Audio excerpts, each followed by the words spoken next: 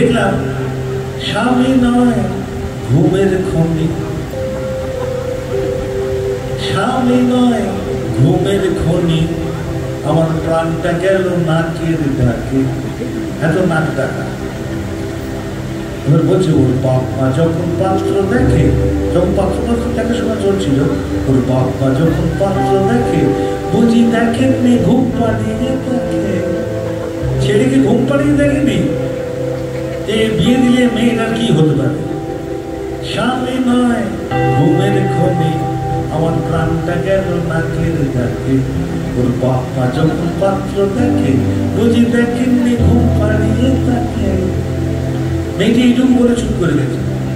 তারপর বন্ধুরা বলে হ্যাঁ এইটুকু বলে আর কিছু বল, তোর এক্সপিরিয়েন্সটা বল। বলবো তবে শোন, দেখলাম নাকের নয় যেন হরবোলার বাসা। আর আমার সর্বদা মনে হতো যেন দুই বেড়ালের ঝগড়া খাসা। নাকের নয় যেন হরবোলার বাসা, যেন দুই বেড়ালের ঝগড়া খাসা। আমার ইচ্ছে করে প্রাণটা ধরে, আমার ইচ্ছে করে প্রাণটা ধরে। এই বলেছে আমার ইচ্ছে করে প্রাণটা ধরে। তোর বন্ধুরা হাত ধরে বলছে বল আমার কি ইচ্ছে করে, আমার কি ইচ্ছে করে তুমি বলবো। তবে সব আমার ইচ্ছে করে প্রাণটা ধরে, নসিপুরে দিও নাকে। স্বামী নয় ঘুমের খনি, প্রাণটা গেল নাকের ডাকে।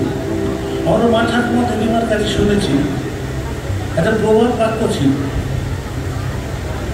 যাদের এরকম নাসিকা গর্জন হতো তাদের কানের কাছে যদি বলা যেত বুঝতে বলতাম তোমার শোনা দরকার।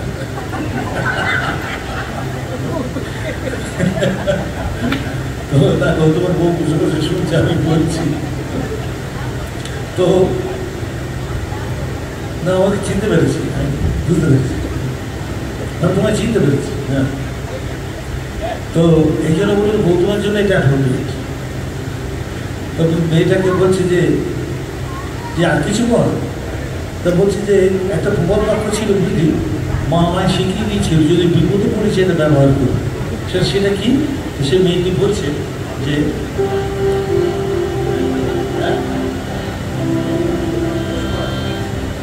মোষ পোড়া খাও করে যত। মোষ পোড়া বলে একটা কথা ছিল, মোষ পোড়া যদি কানের কাছে বলা যেত তার নাকটাকে নাকি থেমে যেত। এটা বলছে মোষ পোড়া খাও বলি যত, দেখি নাকের ডাক বাড়ে তত। মোষ পোড়া খাও বলি যত, দেখি নাকের ডাক বাড়ে তত। অবলার ঘুম প্রতিহত, নাকের পাঞ্চজন্য শাখে। এই পাঞ্চজন্য শাখা মেরেছিল মহাভারতের যুদ্ধের সময়। আবার যেন ওনার স্বামী ভাই যাচ্ছে, এইটা মনে হচ্ছে। তো হ্যাঁ, স্বামী নয় ঘুমের খনি, প্রাণটা গেল নাকের ডাকে। স্বামী নয় ঘুমের খনি। এইসব গান কিন্তু বাজি বাড়ির গান, এর উপর বসে হবে না। থোড়া সা ঝোনা চাই।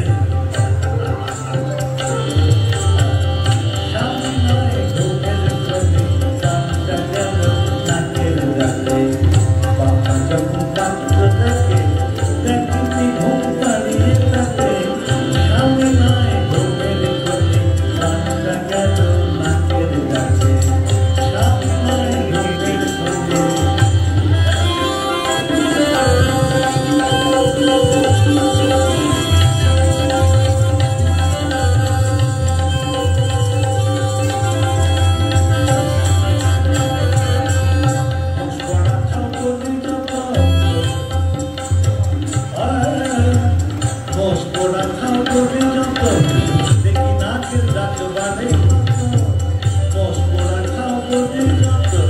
দেখি নাকের ডাক বাড়ে